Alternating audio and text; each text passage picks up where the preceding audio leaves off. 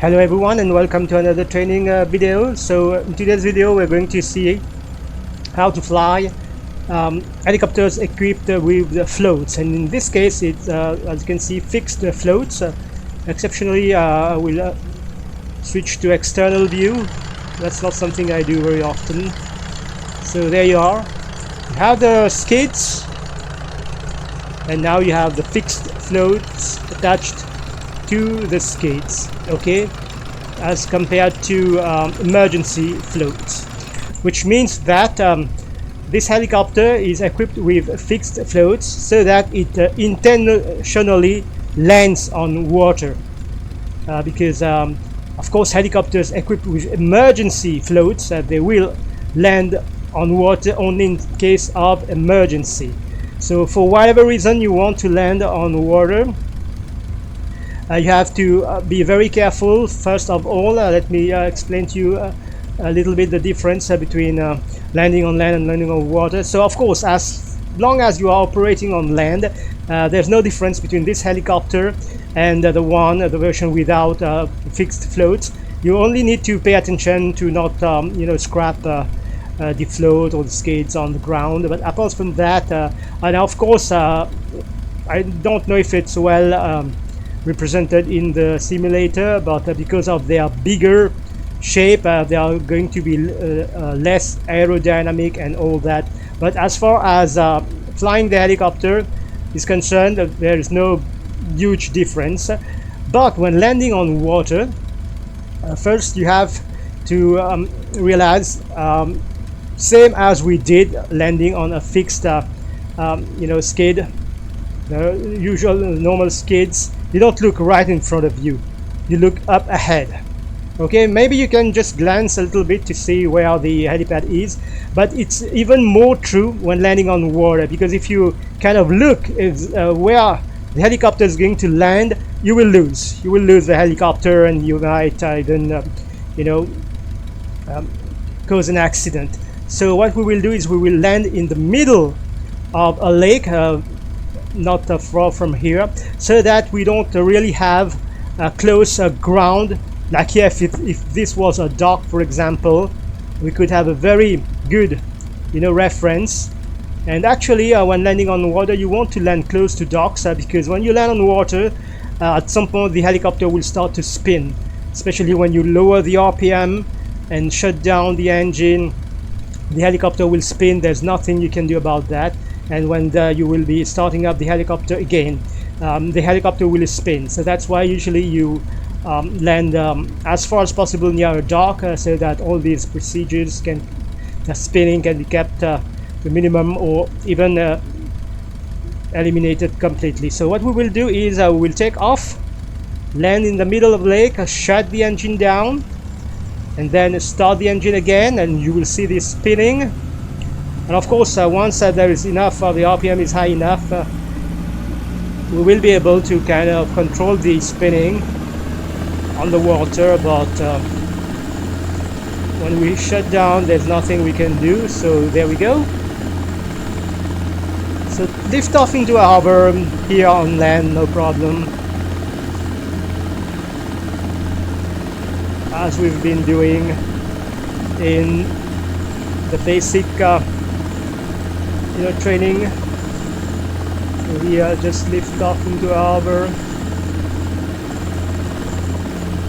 Once again, because of those big fixed floats, the helicopter may be less aerodynamic.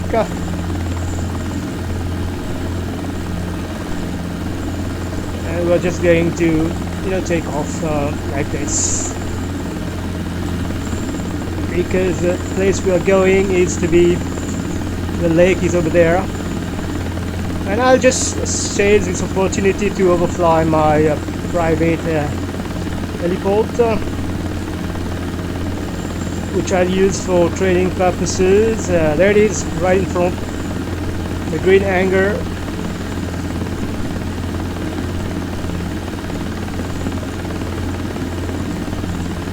Different helipads, and you will see hover circles and all.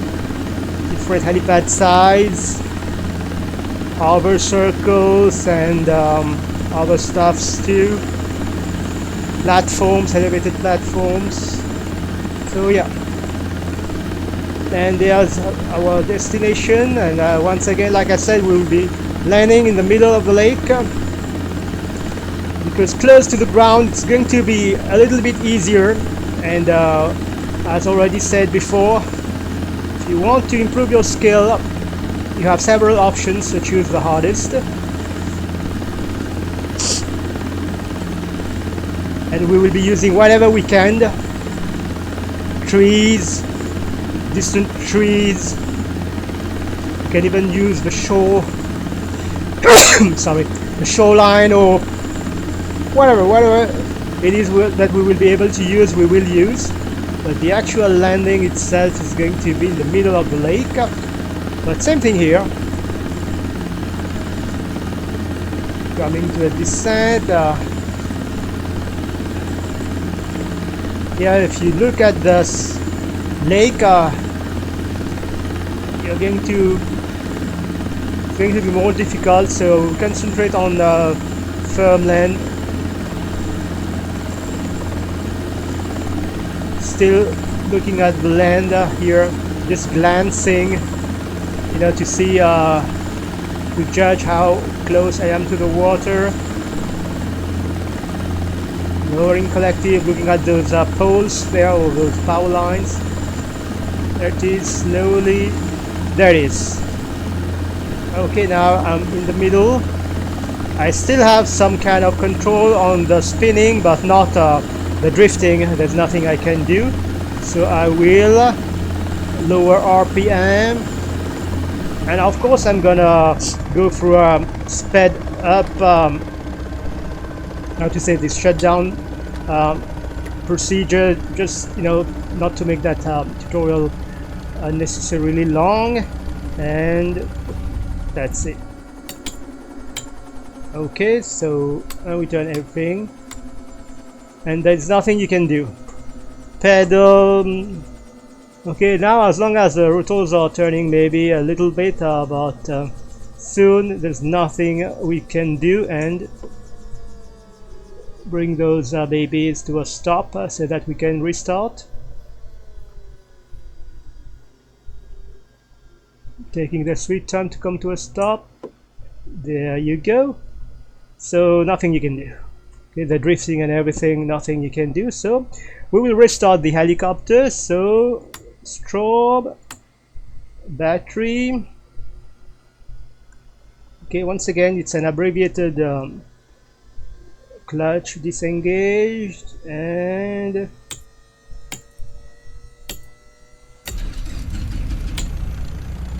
there we go.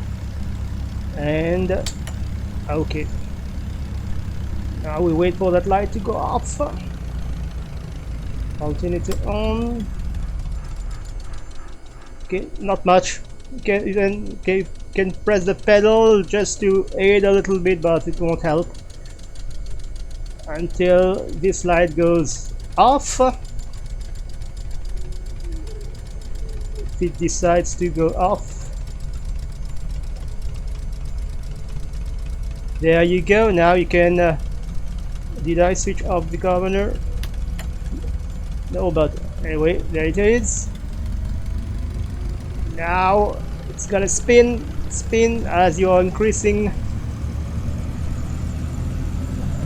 RPM, opening the throttle up to a point where, okay, now you have some control back, and you can control the spinning. And I will see in which direction I'm drifting, and it seems that I'm more or less stable here. So usually if you were drifting in a direction, you will turn into the wind. So here it seems that I'm drifting this direction.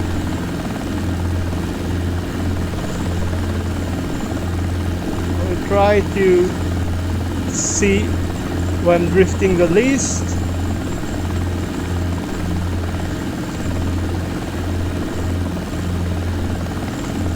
Okay, now let's try to take off. So same thing here. Gently raise the collective and don't spend too much time over water.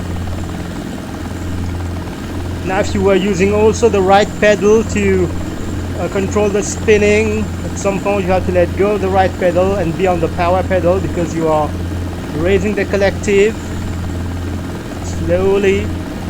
You don't want to kind of roll the helicopter into the water. There it goes. There it goes. We are airborne now in a harbor. Don't spend too much time, and careful not to fall into the water while taking off. Let the helicopter pick speed. Control it. Don't let it sink into the lake or the sea or wherever it is that you are. There you go, picking up the speed, and 40. Okay, now we can climb at a speed of around 53 knots.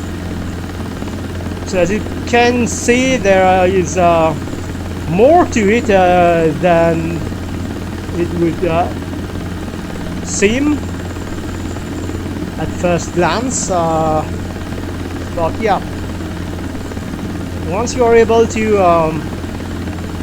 land anywhere, it opens lots of possibilities. You can pretty much go anywhere then.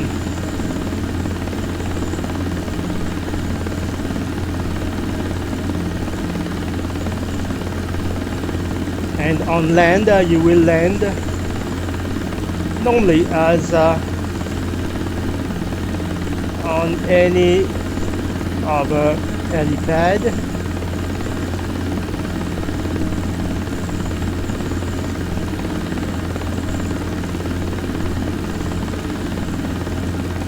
Now I could add additional things here, but I do have other heliports better for other training purposes. So what should I go for? That green one? Okay, let's go for the green one.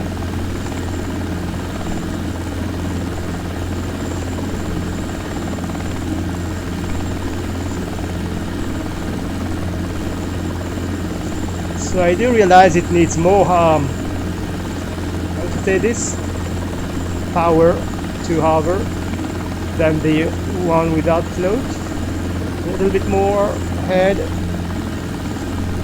Yeah, much more. Requires much more power.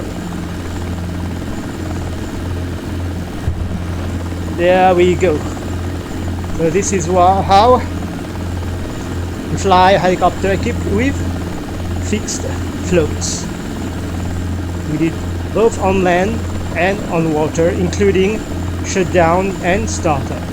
So I hope you find this video helpful. If you do, please do like and subscribe to the channel, and I will see you in a next video. Until then, take care. Bye bye.